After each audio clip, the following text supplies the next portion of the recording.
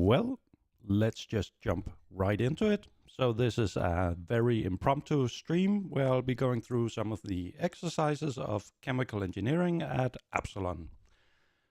And based on your feedback, where your main suggestion was just go through everything, well, that ain't gonna happen, but I will go through a few exercises today. And I've decided that we start out with exercise 05A. And let's just see if I can get that on the screen for you. There we go. So this is the one we'll be looking at first. Exercise 5A, we have some bacteria. They're supposed to convert ethanol into acetic acid, and we get some information about the system, okay? So let's have a look. Where is the 5A? 5A with reactions. Here we go. Oh, wow, what a great class we have. 2 in the Danish class and 1 in the international has attempted to solve this. So great. Yeah, that's not going to give you any issues that you don't do the exercises and get help. Perfect. Here we go. Okay, we have this reactor and we are asked to first sketch it out. Now, I'm going to be super lazy. I'm just going to grab the one that Christian made in his solution. So we know that we have some amount of ethanol entering in the top here, along with some water. We know we have a gas stream of oxygen and nitrogen. We know we have an off-gas stream with the same components. And finally, we have a product stream where, what exits there? That must be the acid, some water, and actually no ethanol, some water, some acid, and that's basically it. Okay, so let's just give the streams some names. So feed liquid, we have our feed gas, we have our off gas, and we have our product. There we go. And now for all of the lovely components that might be present in this stupid system. What do we have? We have water, we have acetic acid. Let's just call it acid.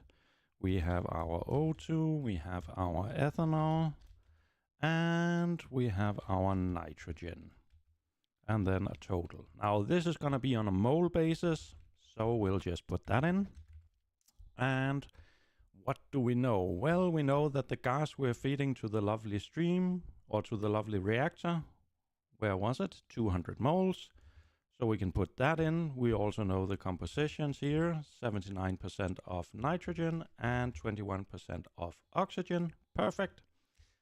Up in our liquid stream, well, we know we don't have any acid, O2, or N2 present. In our off gas, we have no water, acid, ethanol. There we go. And finally, what do we know about our product stream? Well, we know we don't have oxygen and nitrogen, and we know our ethanol is 0. Perfect. Do we know how much is gonna be exiting here? Not right now, but let's see what we can find out. So, because this is sort of a mixed system where we get some information in moles, some in masses and all of this, really annoying, thank you, Christian. But let's start by just getting everything into the mole space. We want to work with moles when we have reactions. So I'm just gonna look what we know here. And from the exercise, all we know is that exiting, we want 2 kilograms of acid. So I'm just gonna down here somewhere, let's give myself some space. We're gonna have our molar masses and we're just gonna copy that from the exercise. That way, hopefully I get the same values. So that's water, acetic acid, oxygen, ethanol, and nitrogen. So water, acid, what was that? Oxygen, yes, and ethanol, and finally we have nitrogen, N2. There we go. By the way, if anyone's watching live, I know I gave you information quite late, but you can just ask questions in the chat. I'll try and keep an eye on it. Okay, so let's do some calculations. I know I need 2 kilograms of acid produced per hour. So I'm just gonna say that's, well, 2 kilograms, that's 2000 grams divided by the molar mass. I need this many moles of my acid. Okay. Up here I have my percentages. Let's copy that over there. Let's replace it. There we go. Yeah. Make funny sounds, Excel. So what I do know is in my product here for the acid, I now know how many moles I want. I want that many moles exiting my stream. Perfect. What else do I know? Well, actually, I know that I have 12% of the stream has to be acid, and I know that's 2 kilograms, so I could find my total mass of let's say product stream. There we go. All I do there is I say, well, if I have 2 kilograms and that's 12%, I can just take my 2 kilograms, divide by 0.12. Perfect. I know how many kilograms I need in total. And just to be sure here, mass acid is 2 kilograms. That means mass water is that minus that. There we go. So I know I have 14.6 kilograms of water. If I want to know how many moles, I take that times 1,000, so it's in grams, and I divide by the molar mass.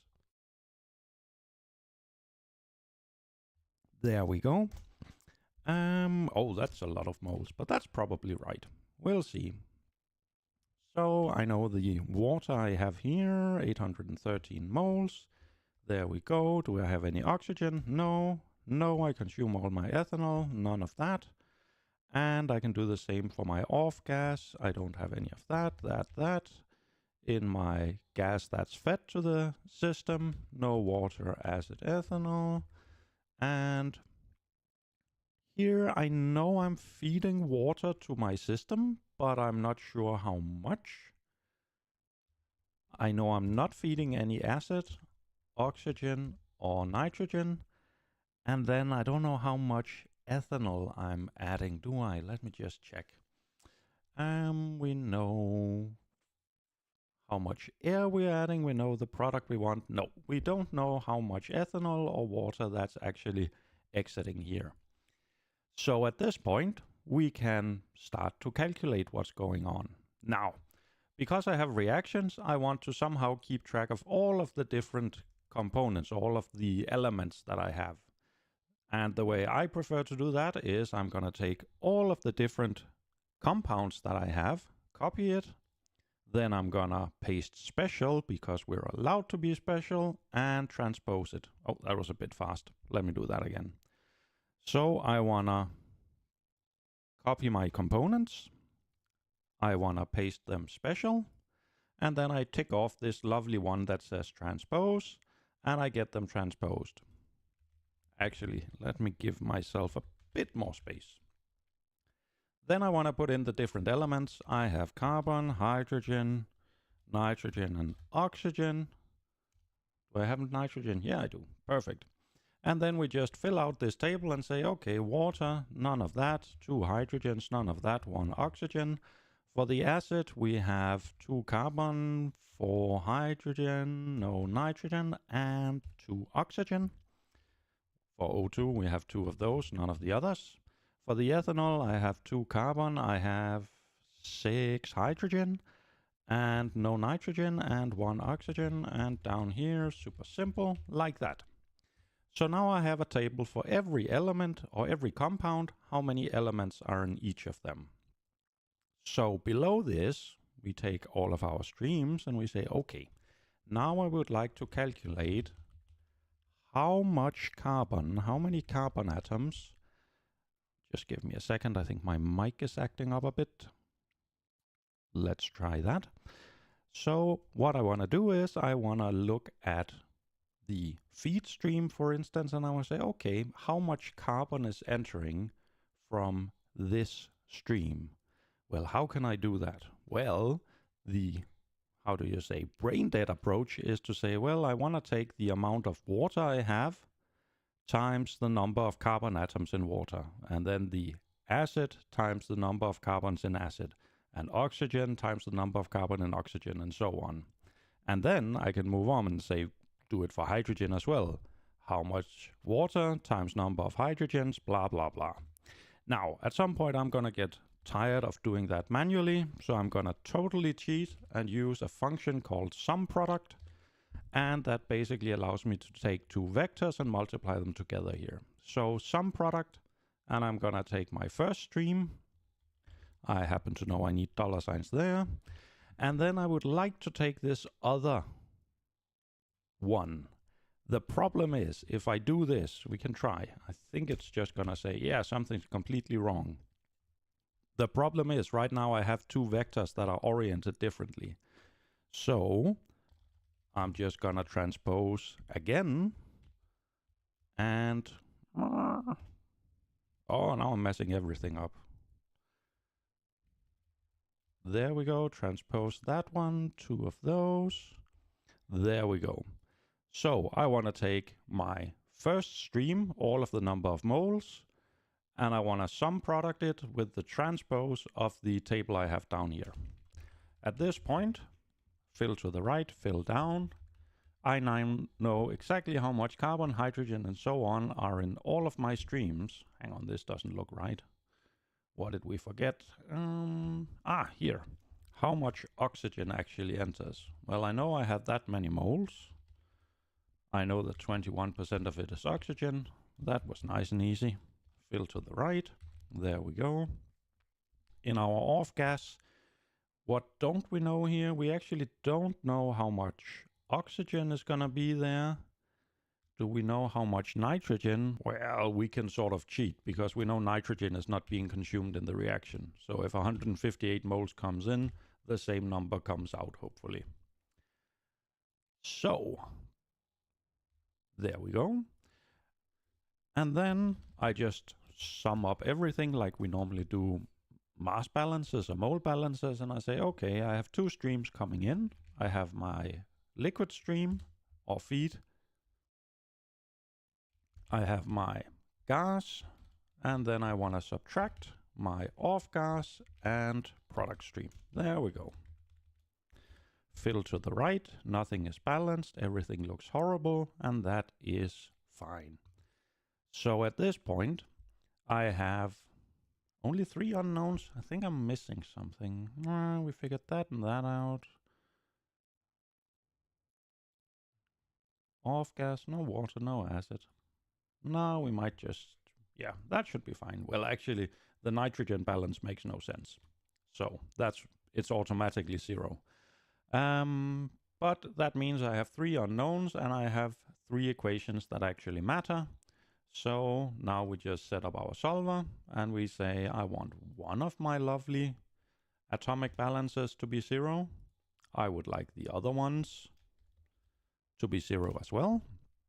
What can we change? We can change the water, we can change the O2 in my off gas and the ethanol I'm feeding to my system. If we're lucky, we sure are. Solver found some form of solution. Looks fine to me. Now, there's a bunch of stuff I actually haven't calculated here, but for instance, the total amounts, we can just sum up everything that's in the stream. I now have the total amount of moles in my different streams. If I wanted to figure out the percentages, I could just take the water amount divided by the total. There we go. And we can do it for the other ones here. Did we miss something? No, everything looks fine. Now, the big question is, did we actually get the same as Kresten? Let's have a look. Where did he write his answers? Production target, blah, blah, blah. There we go. Outcoming, we expect 814 moles of water. 813.9. Yay! We expect 8.7 moles of oxygen. Looks fine. We actually want to look at how much ethanol should enter. Where did he write that? 33.3. Yep, that checks out. So yeah, that all seems fine. And we've basically solved this balance with reactions just using atomic balances. What else are we asked? Calculate the composition of the off-gas stream. Well, I just did that. 96% is... Where's my off-gas? There. 94% is nitrogen and 5% is oxygen, roughly. Is that the same as you got? Yeah. Yeah, same numbers. So that's how you can basically approach a standard mass balance when you have reactions. You just set up your streams with the known information. You use a table of the different elements to figure out how much carbon and hydrogen and so on are in your different streams. And then you say, well, in is equal to out, or in minus out should be 0. So yeah, that was the first one. I don't think we're being asked anything else. Sketch it. We just stole his drawing. Calculate streams. Yep, all done. So now we can jump on to 5b. Hopefully I have an empty sheet here. Yes. Now, if only I could find that. Where is it? So now we're going to be working with 5b. Let's just flash the lovely exercise up so you have a chance to see what we're working with. What do we have here? Oh, we're capturing CO2 from a gas stream. Okay, so we're sending some air with some CO2 into a bioreactor with some algae. We're going to shine some light on it, who cares? And then hopefully they are going to capture a bunch of CO2 and turn it into glucose and biomass, I think it is, yeah. And then we have a bunch of information. We know what we're feeding to it. We know what pressure and temperature we're working at and so on. So we're given a bunch of information. And I bet the first one is sketch the process and identify the limiting reactant. Oh dear. So let's just chuck that one away. We don't need that. And just like before, because it's boring to watch me draw stuff, it takes a bit of time. We just steal and say, yep, this is our system. We have a liquid entering. Hang on, is that the right one? Yeah. So we have a liquid entering that has some water and some ammonia. We have a gas entering, which has oxygen and nitrogen and so on, where we know the volume of the gas coming out. And then we know we need a bunch of biomass and glucose being produced out there. Okay. So just like before, we're going to start out by saying we have a liquid feed, we have a gas feed, we have an off gas, and we have our product stream. Oh, there's a lot of components here, but here we go. Let's see. Actually, we're just going to do it in the order that we got the molar masses. There we go. So we have water, we have glucose, we have O2, we have ammonia. What else do we have? We have our CO2, and we have our biomass. Just going to call it bio. Again, we have a total, and let's just snatch all of those. Paste them over here, remove the percentage sign. Yeah, there we go. Now we can start to put in information that we actually know. So for instance, if we look at our gas feed, we know that, what do we know? We know 10% is CO2. We know that 11% is oxygen. Oh, we have nitrogen as well. Can I sneak that in? Yeah. Percentage of nitrogen, and we have nitrogen over here, and we know 79%. There we go. Do we know anything about this composition? We know the mass, we know a bit about the ammonia. We need to do a bit of calculations to figure this out. So let's start looking at our liquid stream. So the bottom left on the drawing here, we know we have a mass of water. So we have mass water of 80 kilograms per hour. And what else do we need? We need our data, molar mass, please. And we just put in the values for the different components. So for instance, for water, it's 18.02.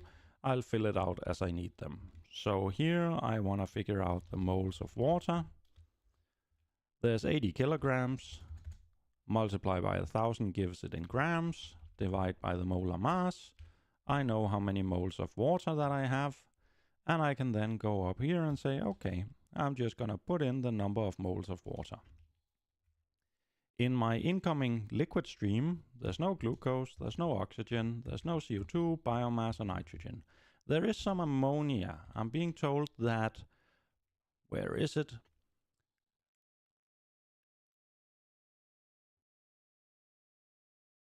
Eight grams per kilogram of water of an ammonia source. Hang on, is it 80 kilograms of water or is it 80 kilograms including that? It must be 80 kilograms of water. Yeah. So I have 80 kilograms of water. I know that I'm adding 8 grams per kilogram water of ammonia.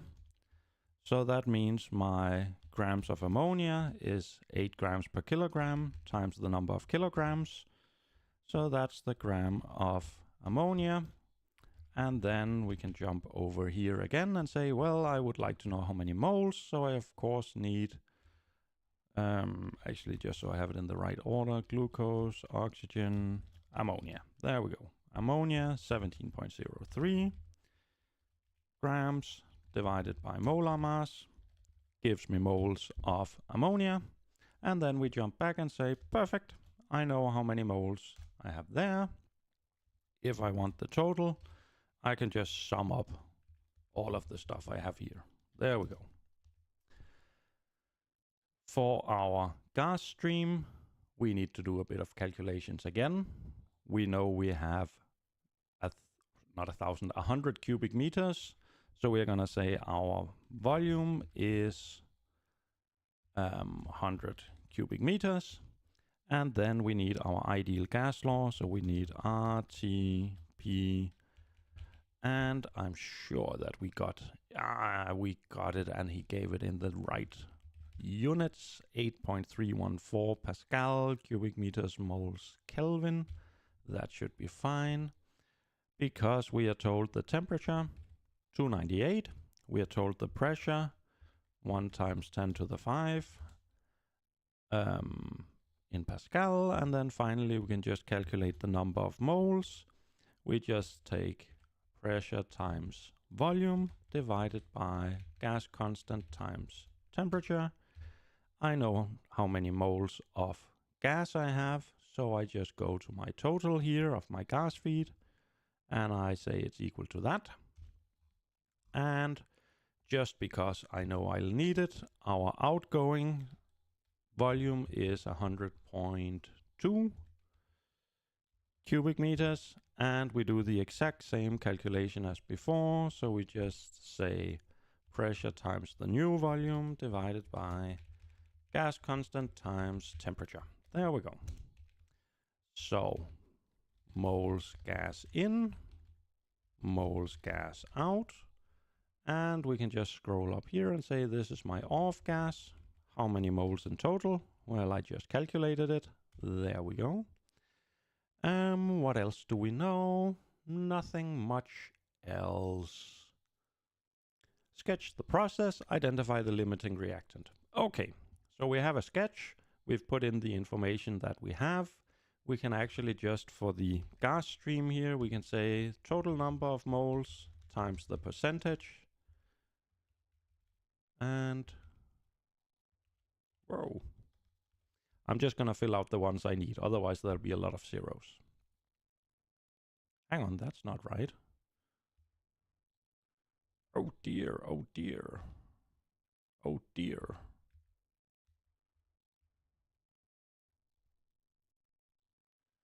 There we go. Amount of O2 times the total. Yes. Amount of CO2 times the total. Yes.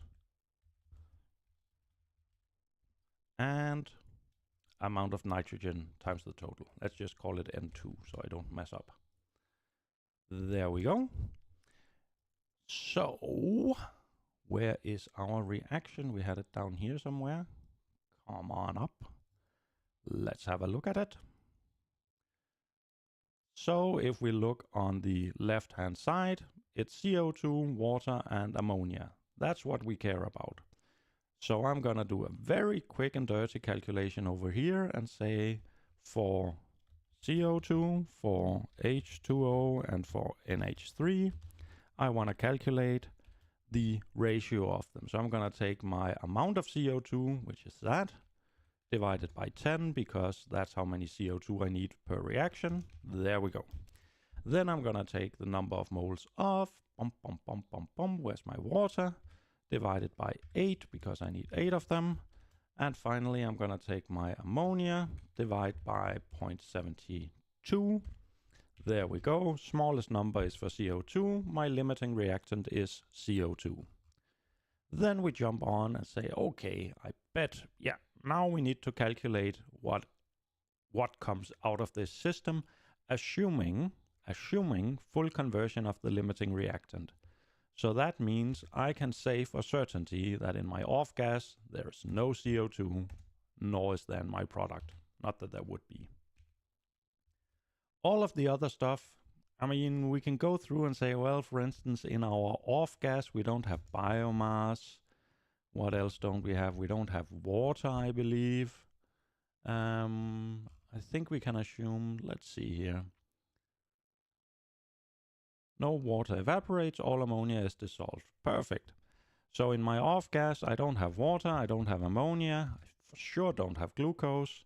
So that means I can have some oxygen, I can have some nitrogen. Is nitrogen consumed? No. Is it produced? No. Then I already know that the amount of nitrogen is the same as before when it entered.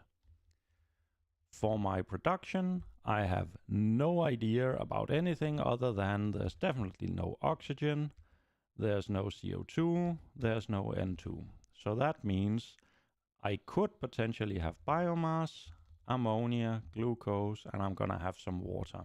Great. 1, 2, 3, 4, 5. That sounds like a lot. Can that really be right? Let's just see if I missed anything.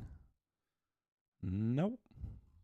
1, 2, 3, 4, 5. And that should work. So now I'm gonna do like before. I'm gonna set up a table with all of my lovely elements here. So I'm gonna copy my list of compounds and I'm gonna paste them specially transposed. And then we say carbon, hydrogen, nitrogen, oxygen. And we are gonna go through and what can we say? For the water, 2 of those, 1 of those. For the glucose, oh, I need to find the formula. 6 hydrogens, 6 carbon, 12 hydrogens, none of that, 6 of those. 2 of those, nothing else. Here we have nothing, 3, 1, nothing. Here we have 2, nothing, nothing, 1. For the biomass, we have 1, 1.54, 0.18, 0.40. Oh dear. Torben and Lone is gonna be angry with us for this, but we just have to. That's the cross we have to bear. 2 of those.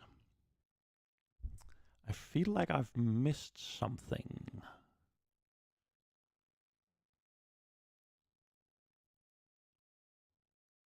No. We don't know what is exiting.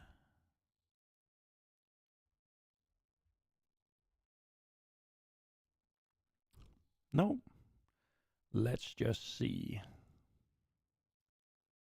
Off gas CO2, yes. Bio, ammonia, blah, blah, blah. Yeah. So now we just take our streams, plug them over here, take the elements, plop them over here, and then we use the cheat function of sum product, and we take all of that crap,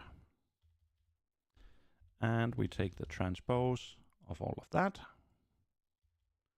and finish off like that, and write them down.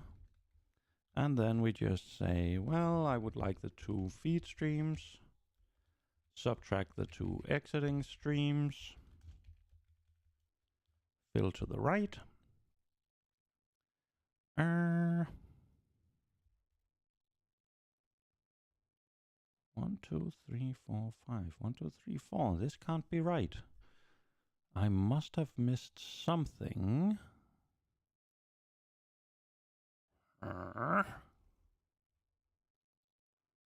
Well, now you get to just watch while I think. We know how many moles enter and exit in the gas. We know that. We know that goes to 0.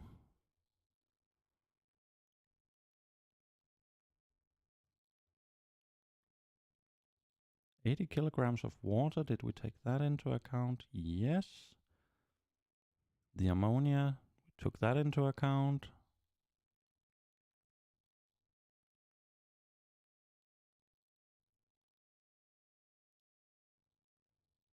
Oh, hang on. Dear Lord. Yeah, okay.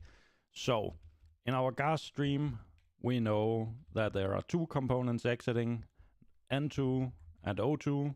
We know how many moles in total, and because nitrogen doesn't react, we know how much there is of that.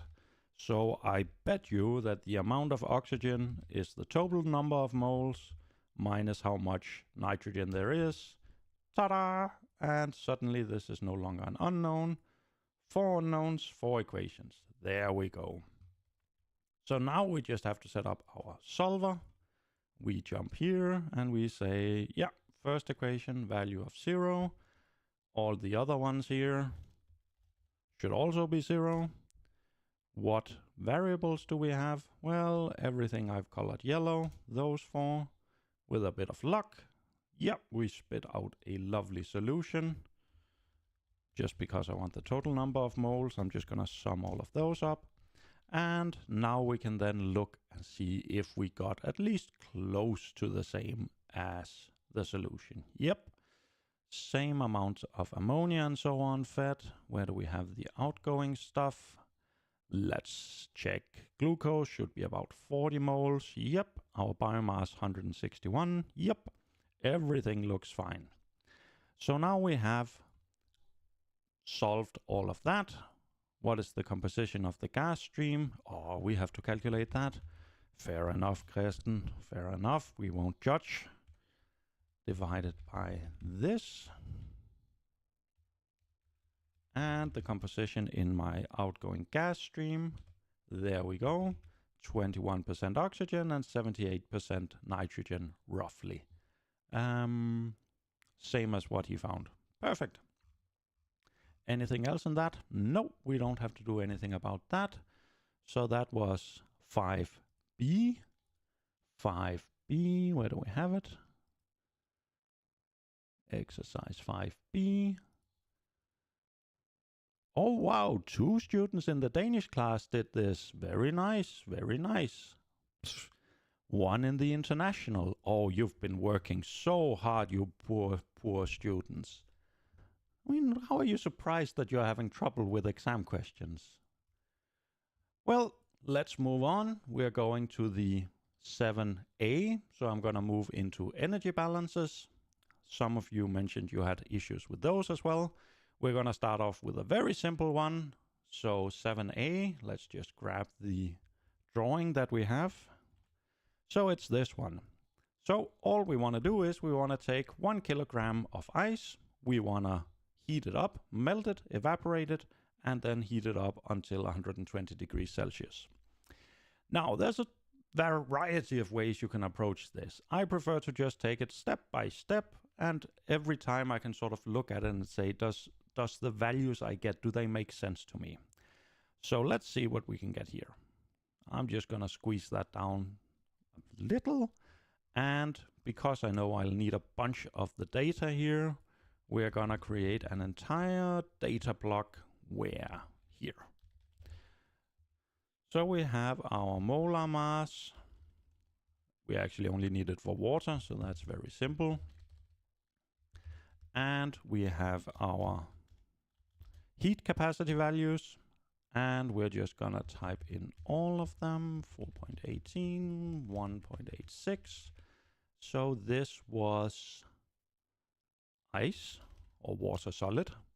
This is water liquid, and then we have our steam, steam, all of them measured in kilojoules per kilogram times degrees Celsius. There we go.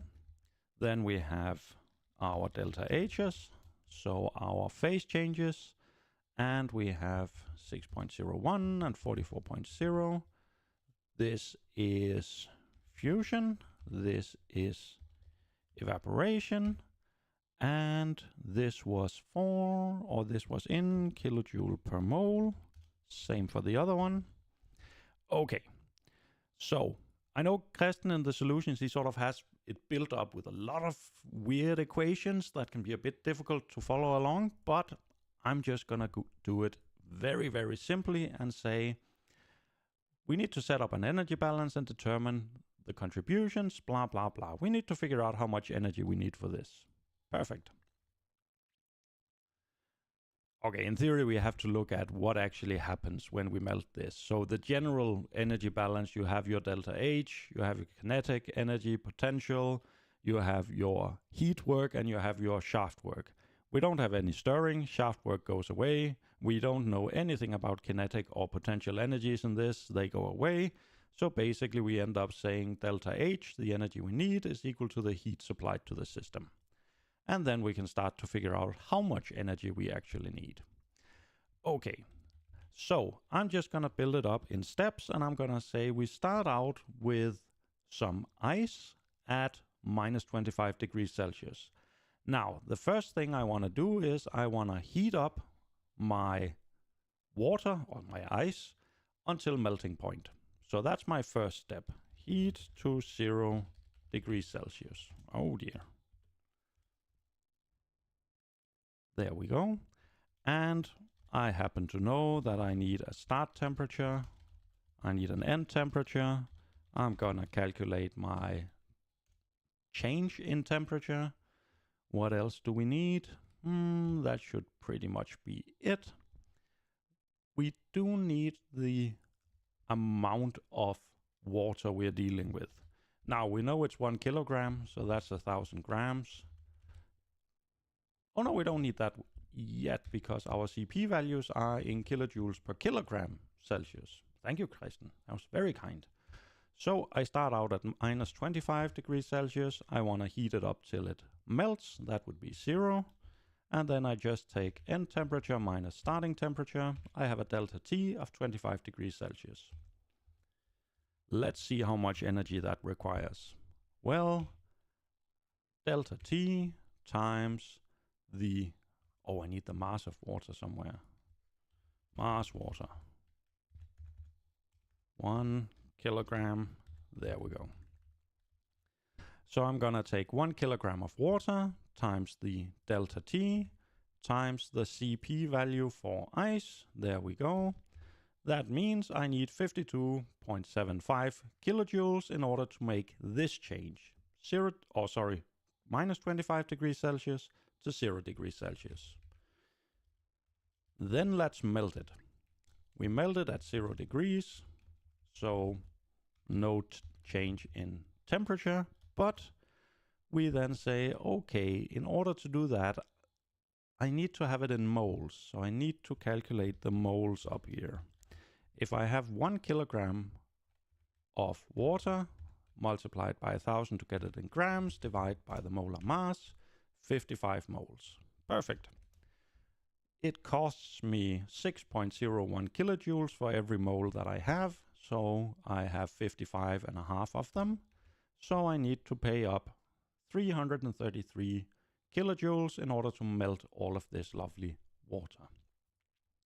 What then? Well, now I have water at 0 degrees Celsius, so now I want to heat it up so I can vaporize it. So that must be heat to 100 degrees.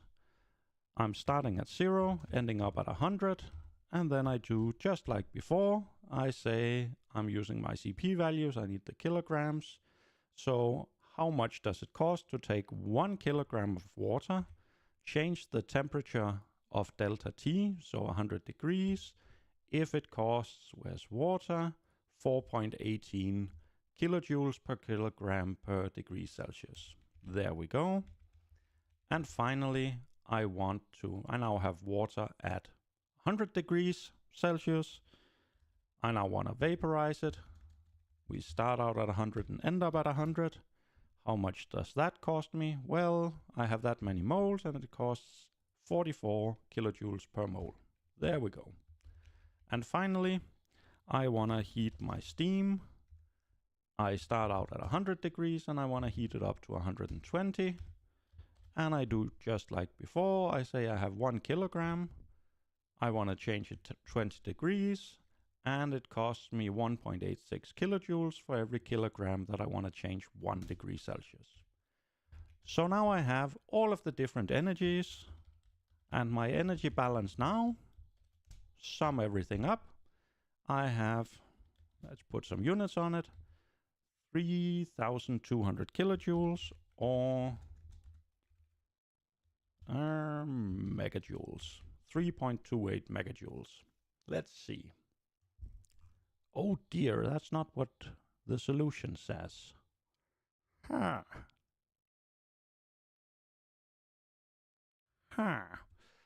Why is that so far off? It's too far off. It should be 3.11. It's too much to just be rounding errors. Oh, Kristen, you horrible monster, you.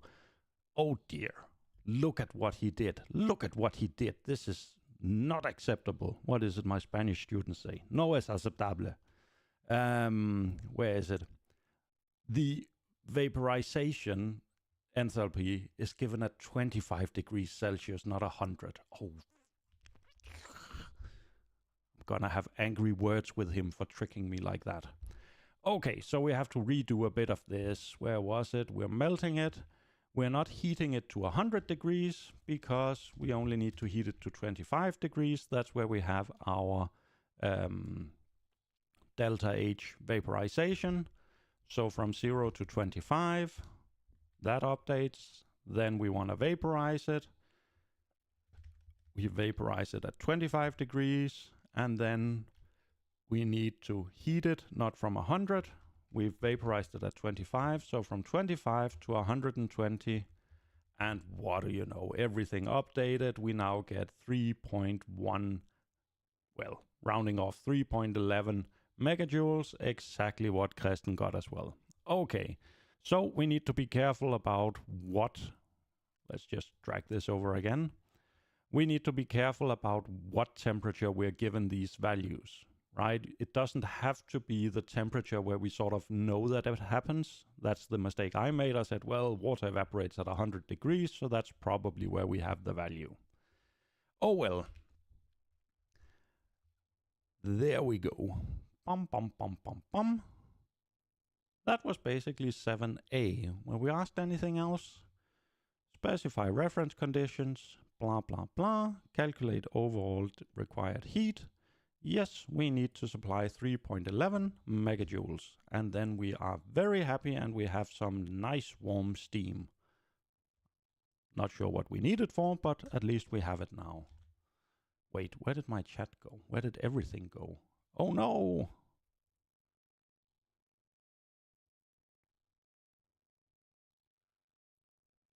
There it is. Perfect. And I'm back. So let's move on. That was, what was that? 7777A. Time for 7B. Energy balances. Where is that? 7B, 7B, 7B. And let's have a look. Oh, wow. 3 students in the Danish class handed this in. I mean, I guess they have a chance to learn. Oh dear, only 1 in the international. Wow, you must have stress or something. You've been working so hard, you poor things. Sarcasm may occur during this stream. Let's have a look. 7B, there we go. This one. Oh, I can't remember what this is. 1 mole, blah, blah, blah. We want to take that stream. We want to vaporize some of it, and we want to split it up. Oh, and I bet he's not giving us all the information. Yeah, we have the illustration, and no. Yeah, first we need to do a very simple mass balance. We need to figure out, or a mole balance. We need to figure out how much actually ends up in the top and bottom streams, because we only have the compositions, not the amounts. Luckily, that probably means we can use those values later on. So let's say we have a feed stream, we have a top stream, we have a bottom stream, percentage of benzene, percentage of toluene, total, amount of benzene, amount of toluene. 50-50. Always do it the lazy way. Top stream 0.684, bottom stream 0.400. Totals, I have 1 mole here. I have no idea how many moles I have in the 2 streams here. All of this I can calculate. Total amount times the percentage. Fill to the right and down. There we go. And I can then do my balances. Let's do them over here like I normally do. Total, benzene, toluene. How much enters? 1 mole enters for the total. What exits? Well, that's the 2 other streams. There we go. And fill it to the right. And I have 2 unknowns and I have 3 equations. I can only use 2 of them. That's perfectly fine. First one has to be 0. Second one has to be 0. And we can change those 2. And with a bit of luck and Excel magic, we get 352 or 0.352 moles in the top stream and 0.647 in the bottom. And I think I have 648. Yeah, okay. Christian says 648. I don't care. Close enough. Next step. Where did we have it? So we figure out how many moles are in the top and bottom, and also for the different components. Set up an energy balance and determine how much the relevant contributions. Again, we don't have any kinetic or potential energy or shaft work, so we can just ignore those, and we basically end up like we almost always do and say, yep, we have a delta H that's equal to Q. Then we have to specify a reference temperature and figure out what the hell to do with this. Okay, so where do we have it? So we'll do like we did before. I'll just grab all of the relevant data. So you have all of the lovely data right here. Let's see. All of it is in moles. That's very nice. So I probably don't need molar masses. But I have my data. I have CP values. 134.8, 82.4. Like that. 103.7. And actually, let's move those 1 to the right and say this is B liquid, this is B vapor, this is T liquid, and T vapor. All of them measured in joules per moles degrees Celsius. Then we have our delta H, and we have for benzene, we have 33.8 kilojoules per mole, and this is for vaporization. The other one is as well, but that is 38.0. That's for toluene. Oh, and what did we learn last time? We look here, 25 degrees Celsius. That's what the value, or that's the temperature where we've been given the value. So let's just write that here at 25 degrees Celsius. Thomas, you idiot. Hopefully I'll remember it then. And we just move on and say, I'm going to do it just like I did before and say, well, I'm going to start out here. I have, well, can I do it a bit easier? You know what? We're just going to look at the two exiting streams. So at the bottom, I have some benzene and toluene that has not changed phases. It has just changed temperature. So let's see. E1. And like before, temperature start, temperature end, and a delta T should be fine. And we start out at 10 degrees Celsius. We want to end up at 50. And I bet if I take end minus start, I get a lovely delta T. Just gonna move that out of the way a bit. And then we want to calculate how much energy does this cost. Well.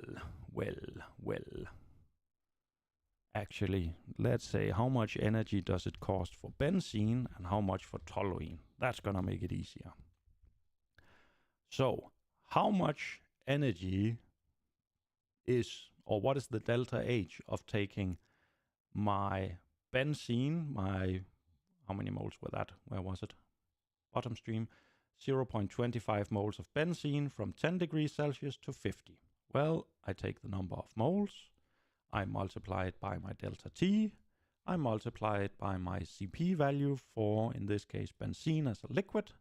There we go. And I can do the exact same thing for my toluene and say in the bottom I have that amount of toluene, same delta T, and CP value for a liquid toluene. There we go. So that's how much energy I need for that step. Taking all of the stuff in the bottom stream here, taking it from 10 degrees to 50 degrees. Next step. Now we need to look at the stuff that has to evaporate. Now, we'll remember we have to evaporate at 25 degrees. So the first step is to go from 10 to 25 degrees so that we can evaporate all of our stuff. How much does that cost for my benzene? Well, I only need this amount evaporated. So I multiply it by delta T, multiply it by my liquid CP value. And I do the exact same thing for toluene for my top stream times delta T times CP for liquid toluene. There we go. So that's the energy required to heat it up to 25 degrees where I can then evaporate it. So the next step, at 25 degrees, I want to evaporate both of these. How much does that cost me? Well, I have this amount of benzene, so 0.24 moles.